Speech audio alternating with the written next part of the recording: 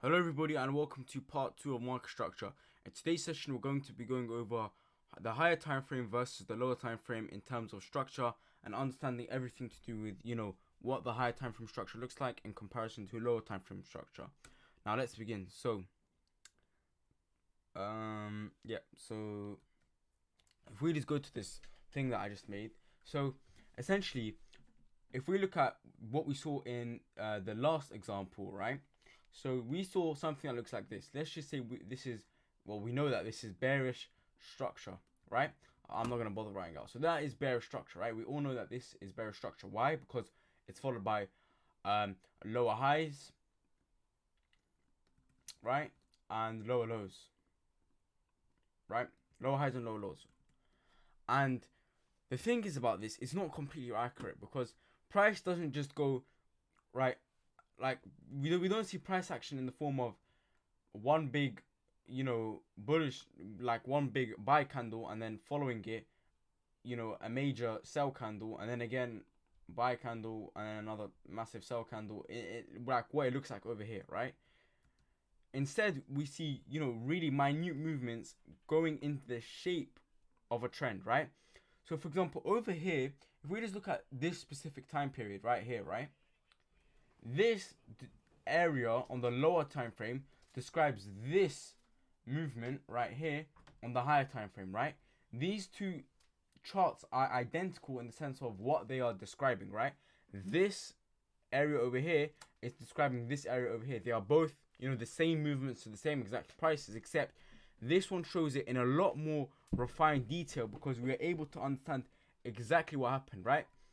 Although this is showing us both of them are showing us overall bearish structure, but this one shows it in a lot more detail, right? We are seeing, some bullish structure over here, followed by, major bearish structure, followed by a huge bullish movement, and then, a bit of consolidation, right? We're just moving up, down, and then we're followed by a huge break of structure to the downside. The lower time frame can tell us a lot more about what's going on with price, right? So essentially, if I was basically to take this whole thing, it would essentially just go over this, right? This on the higher time frame is all that is on this on the lower time frame, right? Because let's just say, for example, a candle on the 4-hour time frame, right? Let's just say this buy candle, right? This bullish candle is just four smaller candles, quite hard to say, on the lower time frame, right? So let's just say on the 1 hour, this would be 4 smaller candles, right? Possibly in the shape like this, right? So essentially, the high time frame tells us one thing and the lower time frame tells us another, right? Let me just quickly reset that. So that's what we're going to be looking at in today's session, and let's begin with the same example that we had on USD chaff, right? Let me just quickly reset this chart, right? So if we just take a look at what this looks like on the 4-hour, which is a relatively higher time frame in comparison to the rest of them.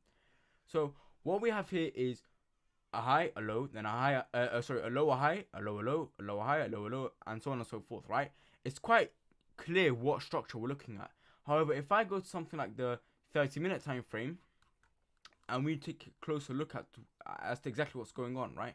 So if we look at before this lower high, what structure looked like, at this point, right, we can say, for example, over here in this specific box, right, we're looking at bullish structure. Why? Because currently we are seeing a higher low, and then another higher low, then a higher high, a higher high. However, overall, what we're looking at is bearish structure, right? Because we then break a low here, we break a low here, and then we break a low here, and then we break this low overall, right? However, we also need to keep in mind that sometimes we're going to see small changes of structure on the lower time frame, right? On the 4-hour, that is nothing, right? If I just show you what this looks like on the 4-hour time frame, right? So that box that we just circled out doesn't look like much, and then even on the daily time frame, that would look even less significant, right? This looks so much less significant compared to what we can see on the 30-minute time frame, right? We could have got possible entries from this area. However, on the daily, it doesn't look like much. So that's just something that we need to keep in mind, right? And even that on the 30-minute time frame, So if we just get rid of this box over here, let's just take a look at this box, right? This small area of bullish structure. This could have been a potential entry, right? Because if we take a look at this, what do we have here? We've got possibly an order block within this area, right?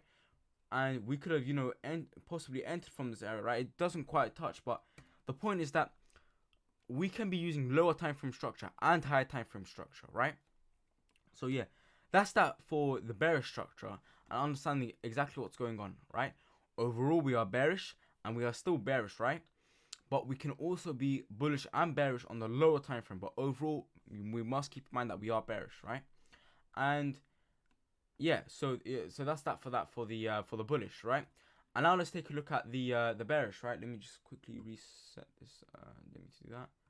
Reset this chart. Sorry, didn't mean to do that. Right, so over here, what do we have? We've got clear bullish structure, right? However, if I go on to the lower time frame, let's just say the 15-minute, and I go to a point where there was a for example over here, right? In this area, so let's just actually go to 30-minute. Right, so in this very area, right over here, for example, we've got clear bearish structure. Although we are overall bullish, we've still got examples of bearish structure, right? And we could have taken entries within this zone.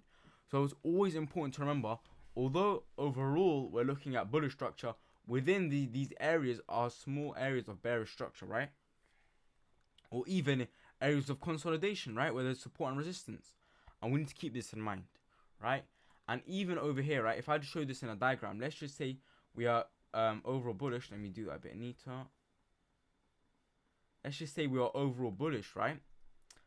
Although we are overall bullish, within this area, it's going to be lots of price action, right? Especially on the lower time frame, there's going to be so much price action.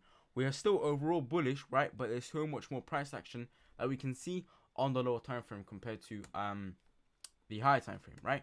So in the next session, we're going to go over the purposes of the higher time frame and the lower time frame, right? And we're also going to go over the trend line theory, right? Which is the theory that price always comes back to a trend line on the higher time frame. But that's it for today's session, and I'll see you guys in the next one.